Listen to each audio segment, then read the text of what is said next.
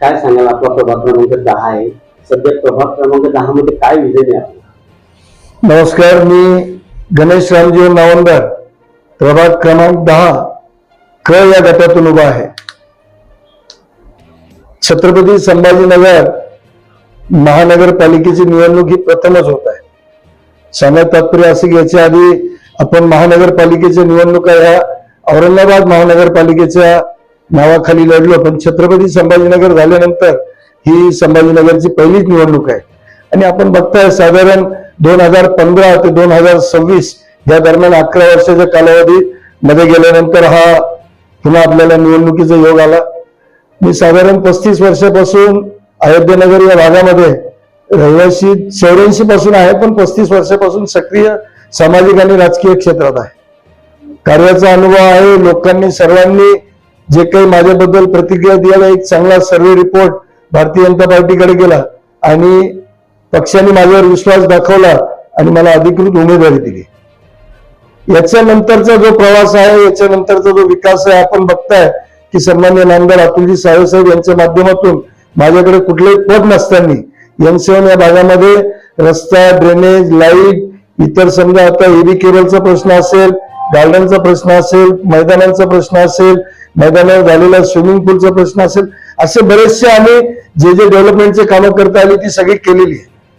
अधिकार आल्यानंतर याच्यात आणखी भर पडेल याच्यात मला कुठलीही शंका नाही.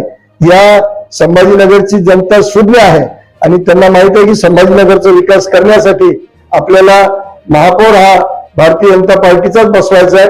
कारण नरेंद्र मोदी साहेब, त्यानंतर फडणवीस साहेब आणि आपल्या शहराचे नेतृत्व करणारे नामदार सावे साहेब या सगळ्यांच्या ताकदीला जर आपल्याला बळ द्यायचं असेल तर आपल्याला इथे त्याच विचाराचं सरकार आणि त्याच विचाराचे लोकप्रतिनिधी जर निवडून दिले तर नक्कीच मला ही शाश्वती आहे का संभाजीनगरचा विकास हा प्रामुख्याने येत्या काही काळामध्ये पूर्ण बदललेला दिसेल. बरं, राज्यामध्ये युती सरकार आहे, महाविकास म्हणजे आपले महायुती आहे, परंतु शहरामध्ये नाहीये. याचा फटका कुठेतरी आपल्याला बसेल का? किंवा दोन्ही पक्ष वेगवेगळे, तिन्ही पक्ष वेगवेगळे लढत आहेत, असं कुठे मला चित्र दिसत नाही. किमान माझ्या प्रभागापुरतं जर बोललं तर माझ्या प्रभागामध्ये आज म्हणजे धनुष्यबाण असेल किंवा मशाल असेल, या दोन्ही चिन्हाचे जेवढे उमेदवार आहेत ते फक्त एन7 भागामध्ये आहे. आणि एन7 भागाची जी काही मतदान आहे ते 10,000 मतदान आहे आणि एकूण प्रभागात जवळपास 36,000 मतदान आहे. तर ही ताकद त्यांची फक्त एन7 पुरती आहे, त्या नगरचं त्या 5-6 बूथ पुरती सीमित आहे. मला नाही वाटत की आमच्या विजयाला कुठे बाधा येईल आणि त्या मार्गक्रम करताना लक्षात येतं की यांच्याकडे एन7 सोडून बाकी इतर जवळपास जेवढे बूथ आहेत 34 बूथ आहेत एन7 सोडून, या 34 बूथ मध्ये यांची बूथ यंत्रणा सुद्धा लागणार नाही. बरं, आपण या भागातील नेतृत्व केलेले आहे. या भागातील काय समस्या आणखी बाकी राहिल्या आहेत ज्याकडे आपण समजा नागरिक आपल्याकडे त्या आशेने बघतात? या भागातील प्रमुख समस्या आहे लोकांची पाण्याची.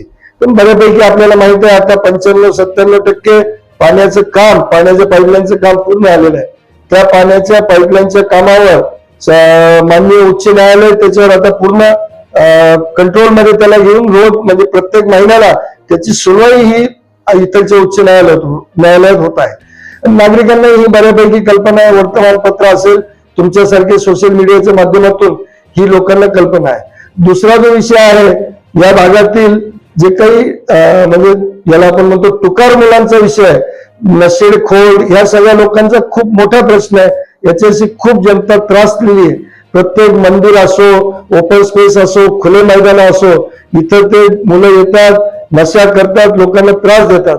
हा एक मोठा प्रश्न आहे. त्यानंतर काही भटक्या कुत्र्यांचा आहे. बाकी मग दैनंदिन काही ड्रेनेज येते त्या गोष्टी आहेत. पण मोठे जे प्रश्न आहेत ते असे दोन आहेत की एक पाणी आणि दुसरा हा थोडासा म्हणजे सामाजिक असंतोल निर्माण करणारा जे मुलांचा विषय त्याच्यावर आम्ही अंकुश आणू. मतदारांना काय आव्हान करतो? मतदारांना एवढंच आवाहन करतो, ज्या विचाराचं सरकार केंद्र, राज्य आणि महाराष्ट्रात इथं आहे त्याच विचाराचं जर सरकार दिलं तर नक्कीच आपल्या जे पदरात पडणारं माप आहे ते नक्कीच जास्त असतं. आपण बघतो कुणाच्याही लग्नात गेलं तर वाढपी जर ओळखीचा असला तर तो आपल्या समोर आल्यानंतर टोपला खाली ठेवून दोन्ही हाताने गुंडी वाढतो. तसा हा विषय असतो. आणि वरती सरकार भारतीय जनता पार्टीचं आहे, केंद्रातही आहे. इथे सन्माननीय नामदार साहेबांच्या नेतृत्वात सगळे विकास कामं आपण केलेली आहेत. पुढचे विकास कामं करण्यासाठी आपल्याला जर गतिमान व्हायचं असेल तर आपल्याला समविचारी आणि त्या पक्षाचे कार्यकर्ते निवडून द्यावे. आणि तेवढ्यासाठीच नाही, पण आम्ही चारही उमेदवार अनुभवी आहोत, चारित्र्यशील आहोत. आमच्या कुठे चारही उमेदवारांना कुठे दाग डब्बा नाही.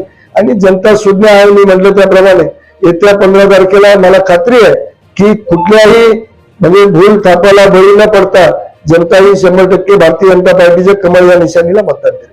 काय सांगावं तर आज शेवटचा प्रचाराचा दिवस आहे, कशा पद्धतीने सगळ्या शहरभर प्रत्येक प्रभागामध्ये आमची आज रॅली निघते.